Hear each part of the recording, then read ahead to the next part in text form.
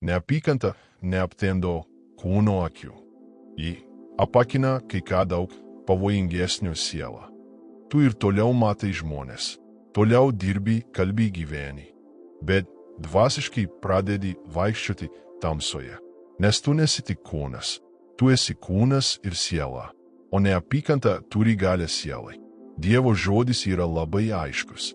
Kas sako esąs šviesoje, bet nekenčia savo brolio, dar yra tamsoje. Tu gali sakyti, aš esu šviesoje, bet jei tavo širdyje yra neapykanta. Biblija sako, kad esi tamsoje, o kas vaikšto tamsoje, nežino, kur eina. Jis suklumpa, pasiklysta, nes tamsa apakina sielos akis. Kai nekenči, nebematai kito taip, kaip jį mato Dievas. O kaip Dievas mato šį brolį, Jėzus mirė už jį ant kryžiaus. Ta sunku brolį, ta brolį, kuriam tau sunku atleisti, ta brolį, kuriam jauti nuoskaudą. Kristus mirė už jį. Šventasis Hilarijus iš Arlio sakė, kas nekenčia, lieka tamsoje, kol atgailauja.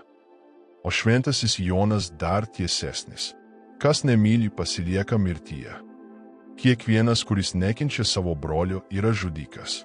Neapykanta užgesina meilės lempą, o tas, kuris užgesina meilės lempą, praranda gerų darbų kelią. Neleis neapykantai apakinti tavo sielos regėjimo. Atgailauk, iš naujo atrask meilę. Aš negaliu prarasti meilės regėjimo.